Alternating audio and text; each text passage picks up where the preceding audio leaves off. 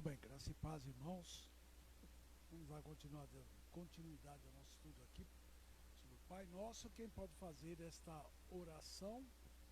Nós paramos na terça-feira passada no ponto dívida de discipulado e vamos iniciar aqui no ponto 2, Filhos de Deus, Mateus 6, 9, se você tiver a sua Bíblia aberta, né, pode acompanhar conosco, então, em Mateus 6, 9.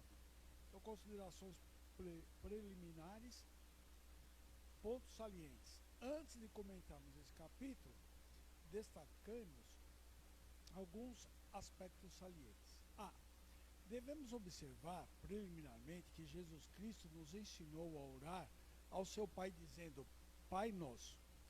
Desta forma, ele está se identificando conosco, dizendo que o seu Pai é o nosso Pai. Após a ressurreição, Jesus diz a Maria Madalena, vai ter com os meus irmãos e diz-lhes, subo para o meu Pai e vosso Pai, para meu Deus e vosso Deus, conforme João 20, 17. Outro ponto que devemos ressaltar é que se a nossa filiação é por adoção, a de Jesus Cristo é de natureza eterna. Ele é eterna e necessariamente Filho de Deus. Nós, diferentemente, o somos pela graça. Daí Jesus não falar de nosso Pai, mas sim meu Pai e vosso Pai. Todos somos filhos de Deus, contudo, a nossa relação é diferente em comparação à filiação do Verbo eterno. Eu quero chamar a atenção aqui, mais uma vez, né? Nós estamos falando de discípulos, daqueles que creem no Senhor Jesus. Então, todos nós, né? O João estava falando aqui em João 20, 17, né, as palavras do Senhor Jesus, ele está falando para aqueles eleitos, né? Quando disse todos somos filhos de Deus, eu não quero dizer que o mundo inteiro é filho de Deus, né? Porque nós já vimos isto, que não é. Nós somos criaturas de Deus e somos tornados filhos de Deus por adoção mediante a morte e o sacrifício do Senhor Jesus Cristo. É completamente diferente. Quem não crê no Filho não tem a vida eterna, não é filho de Deus, não pode ser. Continuando, C. Isto nos conduz a outra observação. A Bíblia em nenhum momento apresenta a ideia de paternidade universal de Deus. Deus é Pai apenas do seu povo. Esta é a doutrina bíblica. Então, é o que eu acabei de falar agora, né? D. Assim, esta oração só pode ser feita pelos filhos de Deus. Portanto, ela é a oração dos seus filhos. Não obstante essa oração ser amplamente conhecida, ressuscitada, lida, decorada, a verdade é que ela só pode ser feita genuinamente pelos filhos de Deus. Somente os filhos de Deus podem se dirigir a Deus como Pai. Há evidências de que na igreja primitiva só poderia recitar esta oração liturgicamente um membro comungante da igreja. Veja a diferença. Hoje é assim, né? Você vai lá, fez um pecado, vai na igreja, reza 10 Padre Nosso, 10 Ave Maria, 10 não sei o quê, já está liberado, não é? Não é não. Esta oração, ela deve ser feita apenas pelos filhos de Deus. Porque Jesus ensinou a eles, não ensinou para todo mundo. A apropriação universal aqui é indevida. Vamos lá. A ideia de filiação no mundo pagão. Na antiguidade, não era raro ou anormal o homem ser chamado de filho de Deus. O mundo estava cheio de homens considerados divinos, semideuses e heróis nascidos de casamentos dos deuses com os mortais.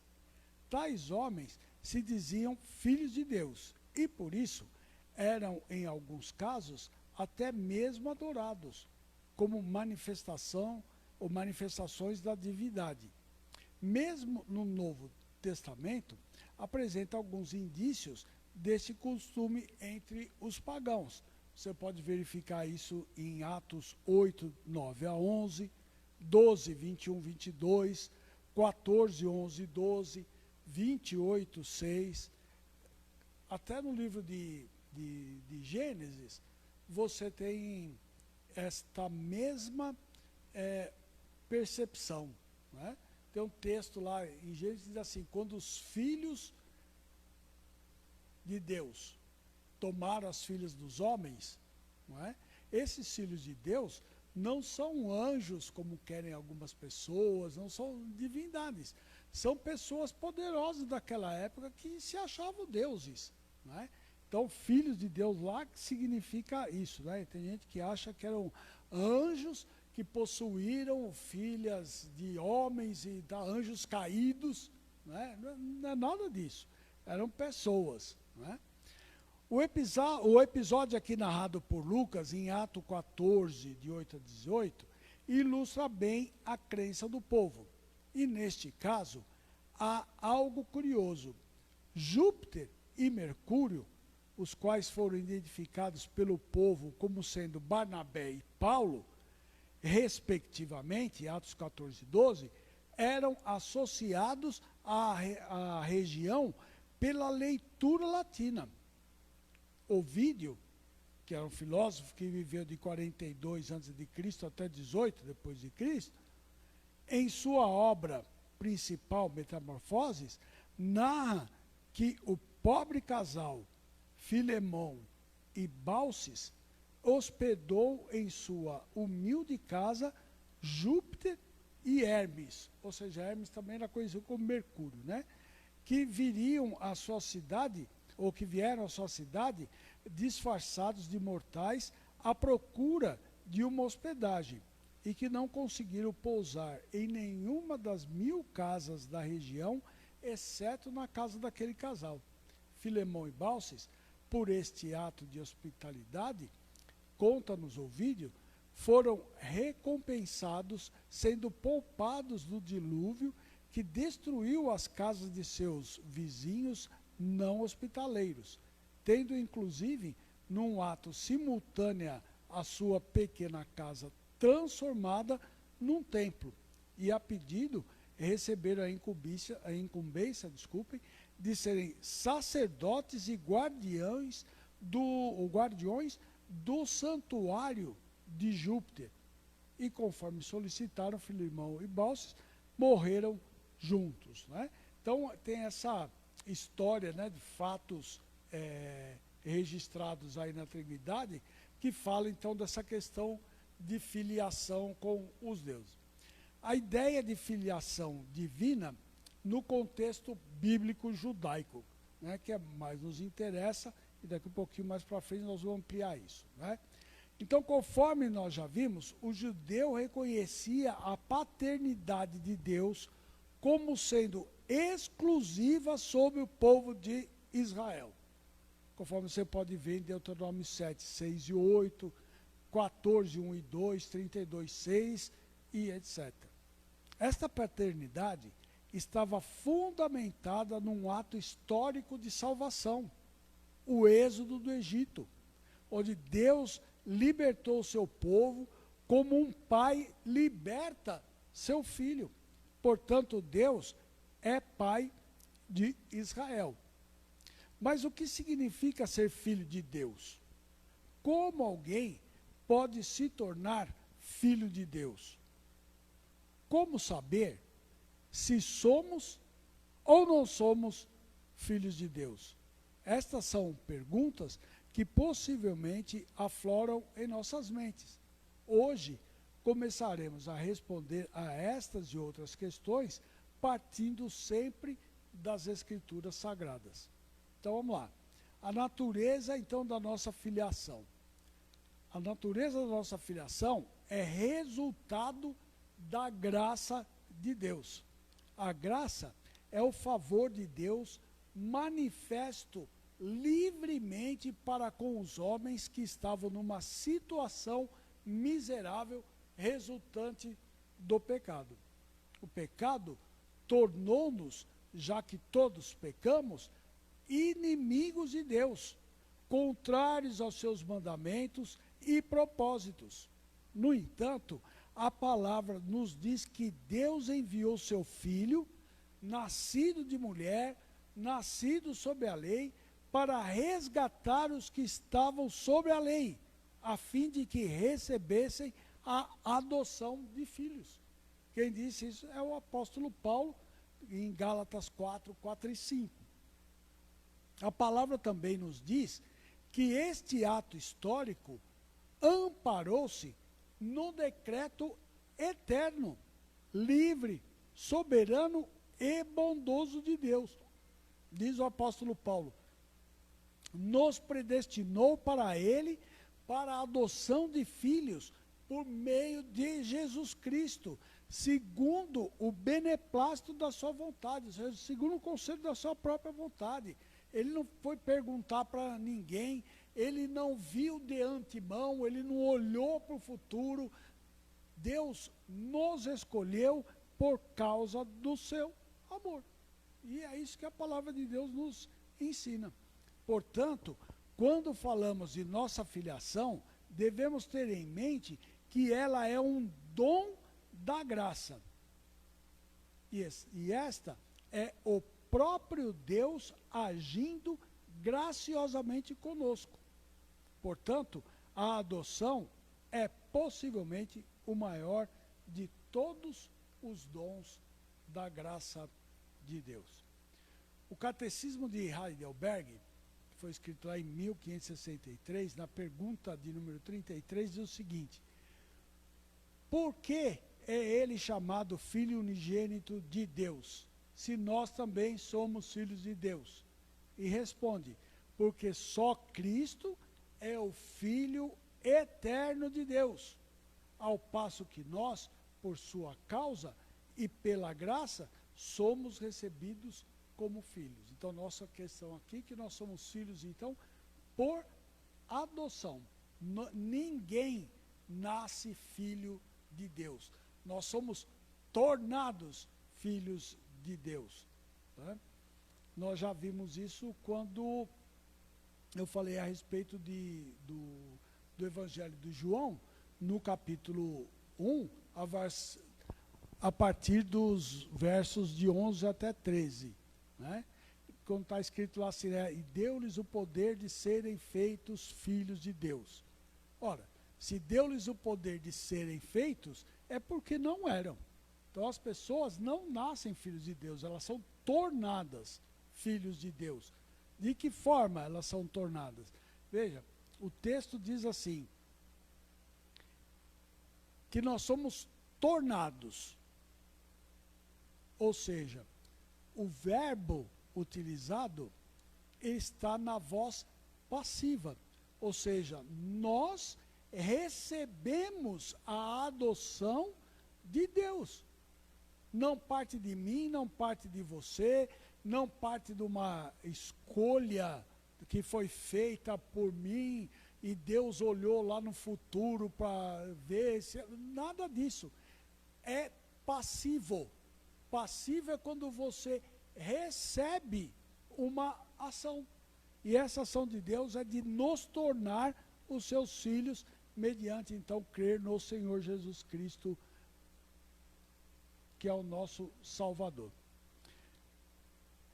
É resultado do seu amor eterno.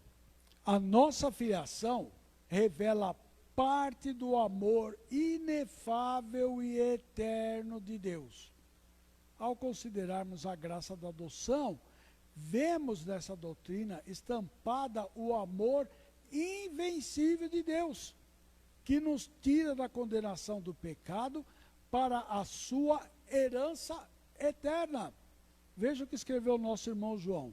Vede que grande amor nos tem concedido o Pai, ao ponto de sermos chamados filhos de Deus. E, de fato, somos filhos de Deus. 1 de João 3:1. Critérios para a nossa filiação. Primeiro critério é nascer de novo. A palavra de Deus nos diz que os filhos de Deus são gerados outra vez, são nascidos do Espírito Santo. Então, é assim, nós que somos filhos de Deus, nós temos dois nascimentos. Eu tenho um nascimento do meu pai e da minha mãe, é um nascimento carnal. Mas agora, eu tenho um novo nascimento que é providenciado pelo Espírito Santo, que aplica o plano de Deus para a minha salvação, juntamente com a obra de Cristo para a minha salvação, dentro de mim. E aí nós passamos agora a um novo nascimento, é o nascer do Espírito Santo, que transforma nossas vidas e faz com que nós creiamos no Senhor Jesus Cristo de forma salvífica, que é completamente diferente do que se crê aí fora. As pessoas até creem que Jesus existiu, creem que Jesus morreu, nasceu, né, comemora Natal, essas coisas, mas isso não interessa. O que interessa é crer no Senhor Jesus salvificamente, e quem aplica isso em nós, então é o Espírito Santo. O Espírito é o doador da vida, conforme Romanos 8:2. Por meio do Espírito, fomos recriados para que possamos responder com fé à palavra reivindicatória de Deus. Ou seja, o que o apóstolo Paulo está dizendo aqui? Ele diz o seguinte, olha, a graça vem de Deus e é aplicada em nós pelo Espírito Santo. A fé vem de Deus e é aplicada em nós pelo mesmo Espírito. Portanto, tanto a graça quanto a fé, elas são o dom de Deus. É isso que diz o apóstolo Paulo lá em Efésios 2:8-9. E tem gente que acha que a fé é dele e que ele pode usar essa fé e tal. Não pode coisa nenhuma, né? Antes estávamos mortos. Morto não tem fé. Morto não escolhe nada. Morto não tem vontade. Morto não tem livre-arbítrio espiritual. Antes estávamos mortos, portanto, incapazes de atender às reivindicações de Cristo. Que reivindicação? Crê no Senhor Jesus e será salvo. É isso. O Espírito inicia uma nova vida em nossos corações, na qual temos os nossos olhos abertos e corações voltados para a palavra de Deus. Tem gente que não crê na palavra de Deus. Não acha que a Bíblia é palavra de Deus. Por quê? Porque eles não têm, ou essas pessoas não têm os olhos abertos e os corações voltados para Deus.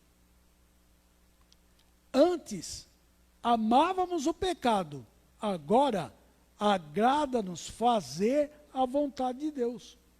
O Espírito infunde em nós uma nova disposição que nos conduz em direção, então, à vontade de Deus.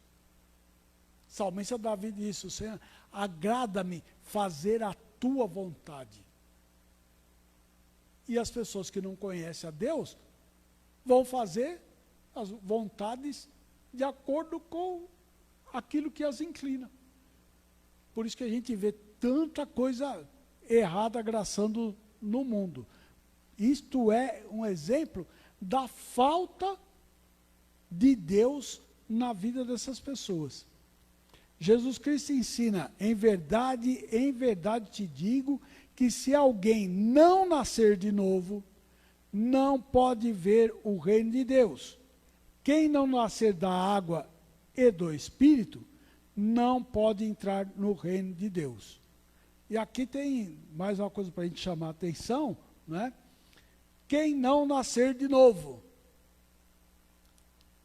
A Bíblia e Jesus não ensinam reencarnação.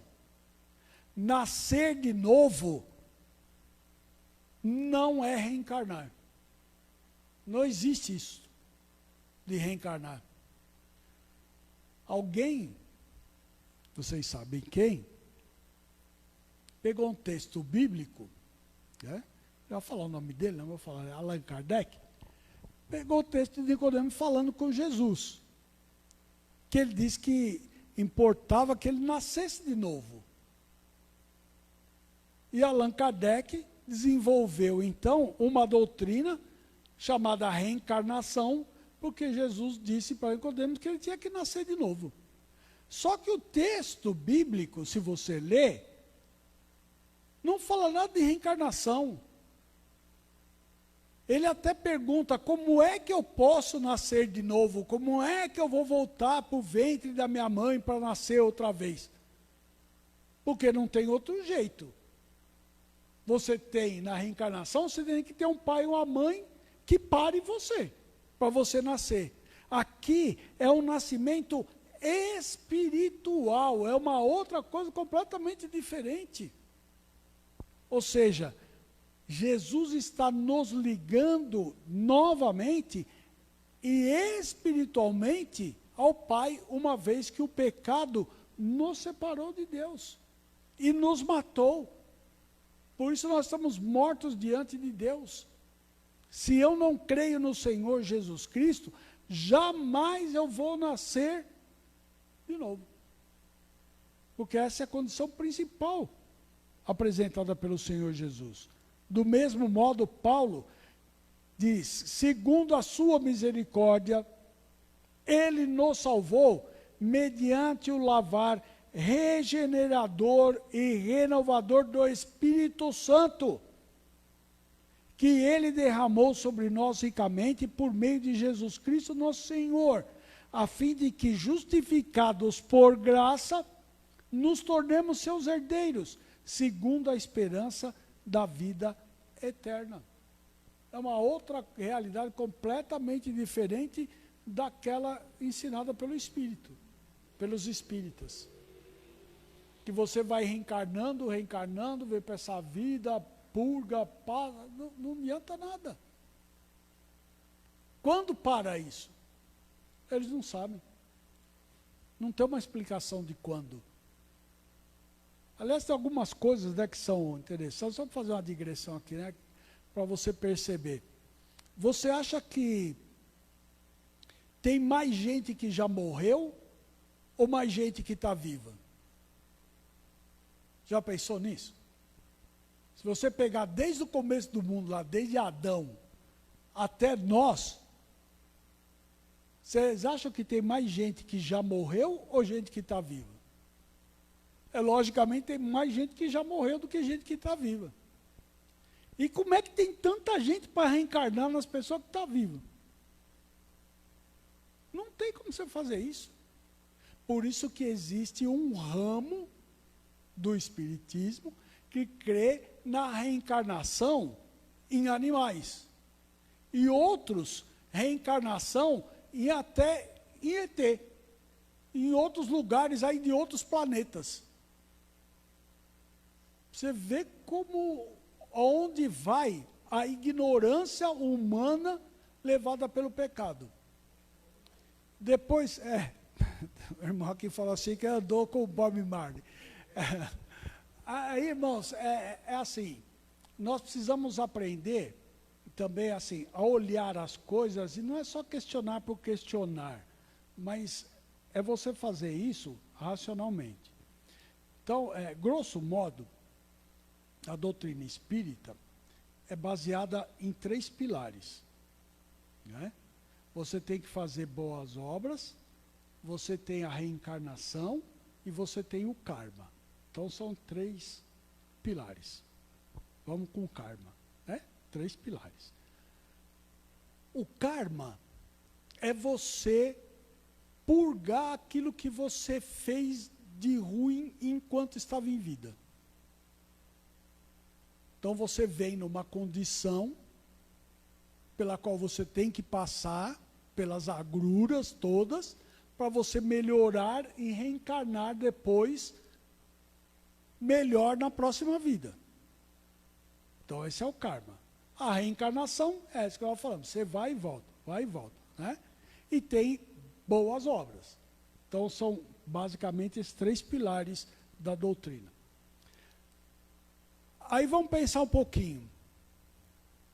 Se tiver uma pessoa caída lá na rua, bêbado, né, maltrapilho, jogado lá na sarjeta, e você for ajudá-lo, o que você está fazendo? Você está fazendo boa obra. Você está ajudando aquele coitado que está caído lá na sarjeta. Tá certo?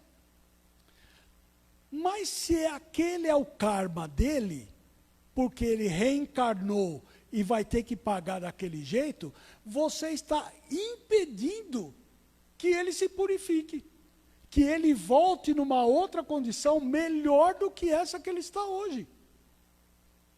Isso é uma questão de simples raciocínio, irmãos. Ou seja, a própria doutrina espírita se contradiz.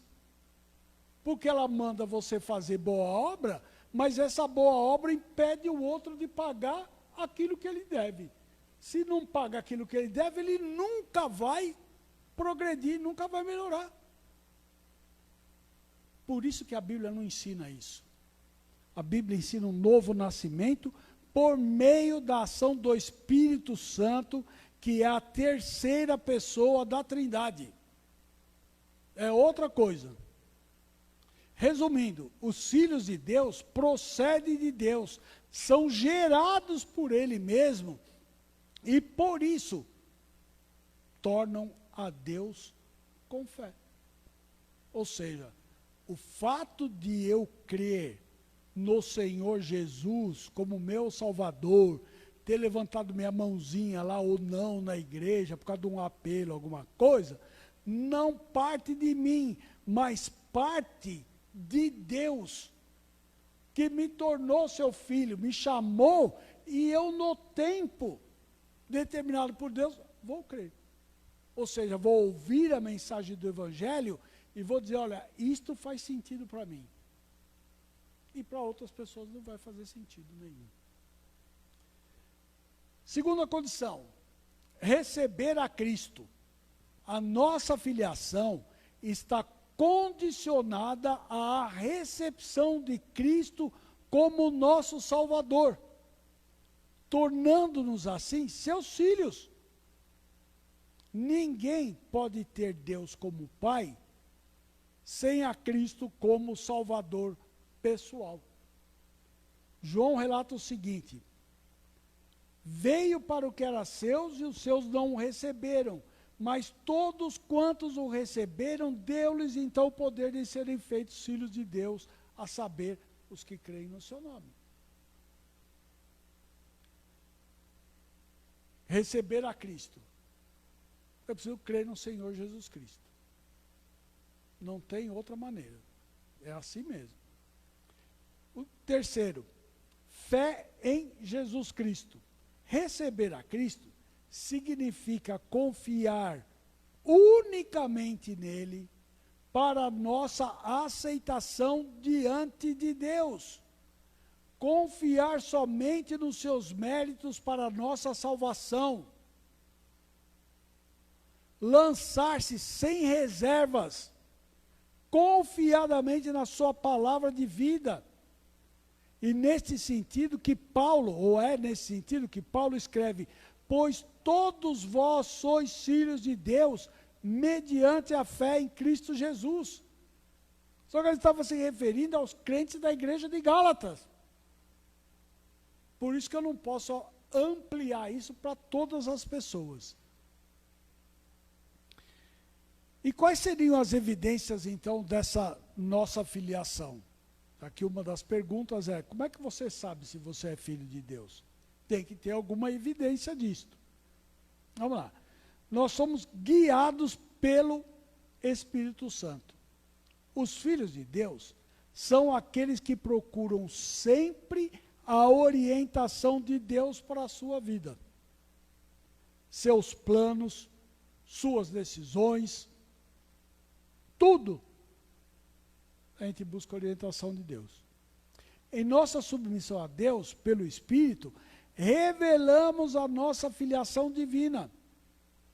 Paulo retrata isto aos Romanos, dizendo o seguinte: pois todos os que são guiados pelo Espírito de Deus são filhos de Deus.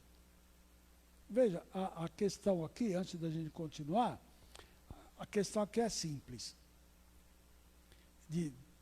para entender, não é? Você diz que ama sua esposa, ama seu filho, sei lá, ama sua namorada, seu namorado, seu noivo, sua noiva, seu irmão, sua irmã, você ama a pessoa, tá certo? Adianta só você falar que ama? Não, não adianta.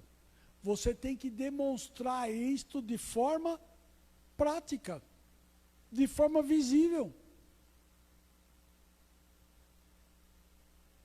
De que forma? Você vai cuidar bem, você vai tratar bem, vai prover, né, no caso do pai, com seus filhos, com a esposa e assim por diante. Aqui no nosso caso, é a mesma coisa. A evidência da nossa filiação tem que ser demonstrada de forma prática, não é só intelectual, não é só o conhecimento, mas é um conhecimento vivido no dia a dia. Por isso que a gente procura a orientação de Deus para a nossa vida. E é este mesmo Espírito quem nos conduz à conformidade da imagem de Cristo. Ou seja, Cristo é o nosso padrão. O que quer dizer isso? Olha, como ele viveu obedecendo à vontade de Deus, assim nós também devemos viver. Porque esse é o padrão que ele estabeleceu. Ele é o nosso modelo por excelência. A meta definitiva de todo o povo de Deus. O apóstolo Paulo, escrevendo aos Romanos, diz assim: aos que de antemão conheceu, também os predestinou a serem conformes à imagem do seu Filho, a fim de que ele seja o primogênito entre muitos irmãos. Ou seja, nós somos irmãos do Senhor Jesus Cristo e filhos de Deus por adoção. Cristo nos libertou da condenação eterna, do pecado e do domínio de Satanás para Ele mesmo.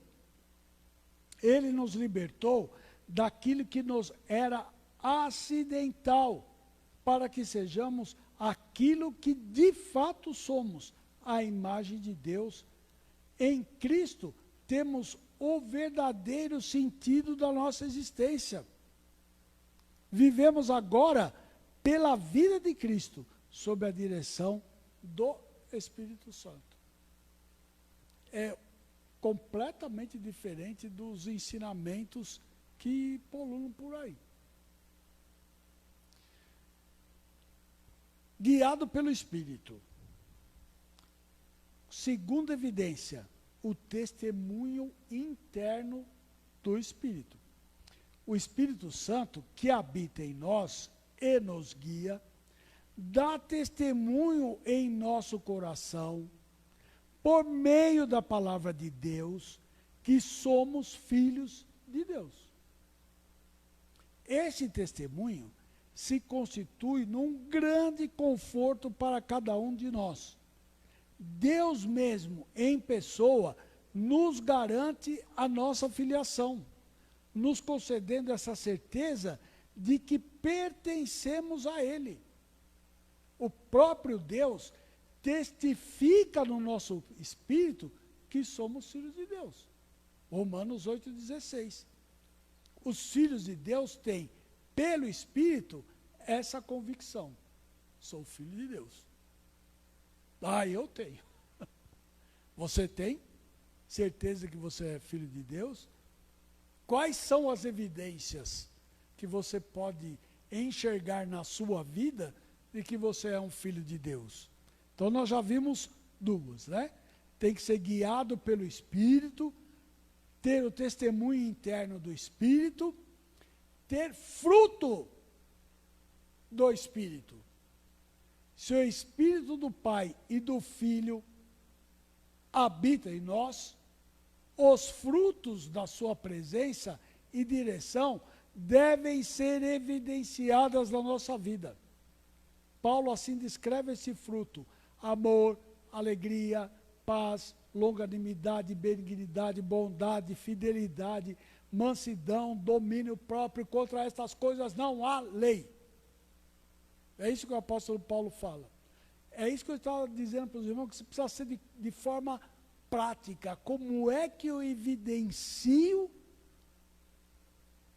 na minha vida ser filho de Deus? Ou reconheço essas evidências na minha vida de ser filho de Deus?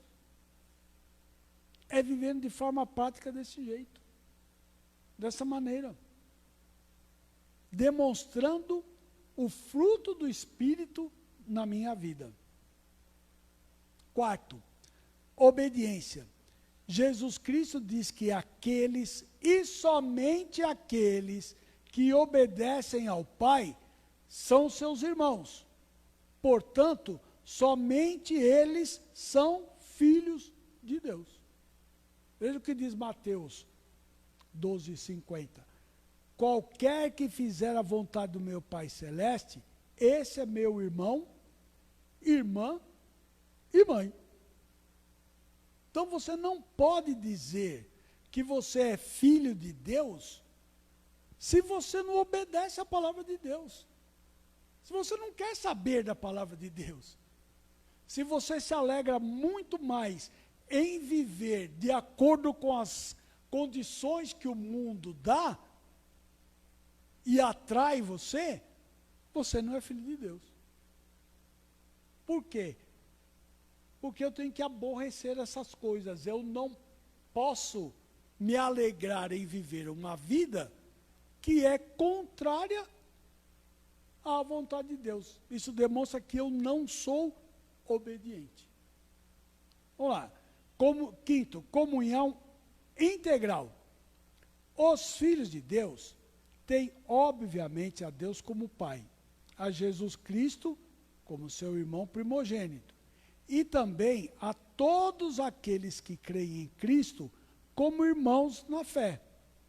Os filhos de Deus, na consciência da sua irmandade, procuram sempre a comunhão fraterna, na verdade de Cristo, considerando que todos os que creem têm somente um Pai. É por isso que eu gosto de vir à igreja, para estar em comunhão integral com os meus irmãos que compartilham o mesmo Pai junto comigo, que têm a presença do mesmo irmão junto comigo, que são dirigidos pelo mesmo Espírito junto comigo. Esta é a comunhão. Tem outros tipos de comunhão. O mundo aí fora oferece um monte de tipo de comunhão.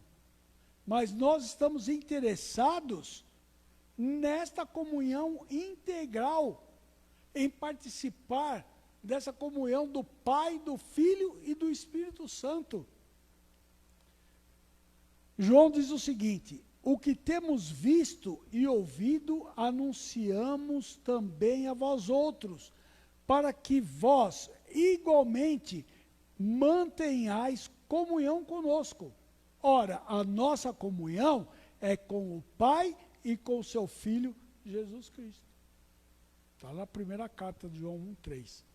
Daí, todo o esforço da igreja em preservar esta unidade fraterna, que é produzida pelo Espírito, mas que concomitantemente é exercida e desenvolvida por nós. Ou seja, esta comunhão que nós devemos ter na igreja ela é startada pelo Espírito Santo que habita em nós. Mas cada um de nós é responsável por manter esta comunhão. Por isso que crente que vive fazendo fofoca, vive criando intriga na igreja, não tem a comunhão integral com o Pai, com o Filho e com o Espírito Santo. O próximo item, é o 6, é o exercício da disciplina de Deus. Aqui é complicado, porque a gente não gosta de disciplina. A gente não gosta de ser disciplinado. A gente acha que tem sempre razão nas coisas e não gosta de ser puxado a orelha, né? Vamos lá. Os filhos de Deus, quando pecam, e nós pecamos mesmo, o irmão João diz que aquele que diz que não tem pecado é mentiroso, nós pecamos mesmo, né? Não deveríamos, né? Mas pecamos. Quando nós pecamos, somos disciplinados pelo próprio Deus, que assim age para que abandonem arrependidos a sua prática pecaminosa e se voltem para Ele, a fim de que se tornem participantes de sua santidade. Hebreus 12, 10. Então, a nossa questão aqui é a seguinte: todo pecado, em primeiro lugar, é contra Deus, porque é desobediência à sua vontade, ou não se conformar a ela, né? Porque às vezes as pessoas pensam que pecado é somente você fazer aquilo que desagrada a Deus, ou que Deus proíbe taxativamente, não é? Mas não é. Pecado, ele tem dupla característica. A gente chama de característica negativa e a característica positiva. Característica negativa quer dizer o que eu não posso fazer. Então começa com não, né? Eu não posso fazer. Eu não devo fazer. E do outro lado eu posso fazer, eu devo fazer, mas não faço. Tanto um como o outro são pecados diante de Deus.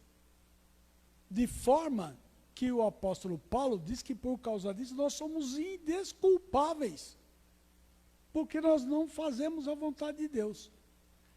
Quer seja não fazendo, quer sendo deixar de fazer. Por isso que não há escapatória para nós, a não ser por meio de Jesus Cristo. A disciplina de Deus é sempre pedagógica.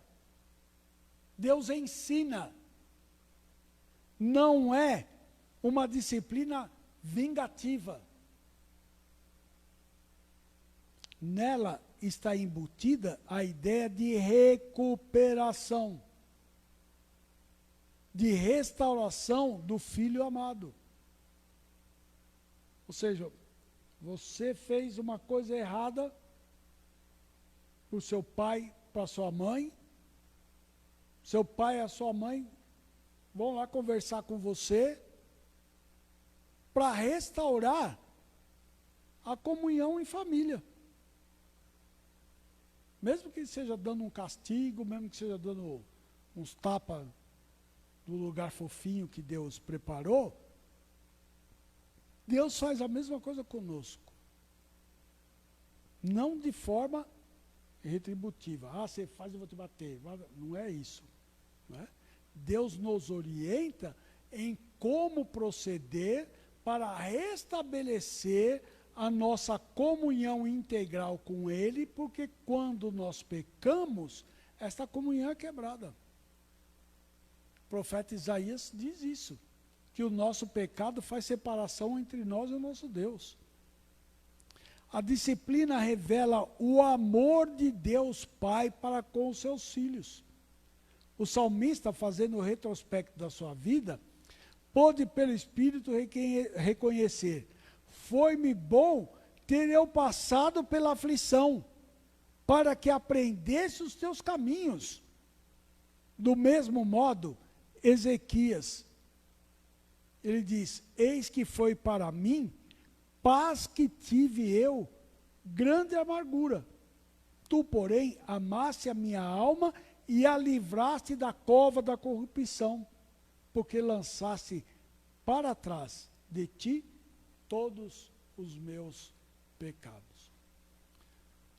Nós vamos parar por aqui, hoje, para entrar na questão da responsabilidade dos filhos na próxima terça-feira. Espero que você esteja aí nos acompanhando, quem estiver, né, nos acompanhando. Se você tiver alguma dúvida, pode mandar no site da igreja ou mesmo durante a exposição aqui do texto, você pode também fazer a sua pergunta. Não esqueça, de domingo pela manhã às 10 horas, nós temos também estudo da Palavra de Deus também aqui na igreja. Nós estamos estudando a carta aos Hebreus. E no domingo às 19 horas, o culto vespertino. Espero contar com a presença de você. Venha nos visitar. A igreja já está aberta. Venha nos visitar. Participe presencialmente conosco. Se você não puder, continue a nos acompanhar por meio das lives então, né?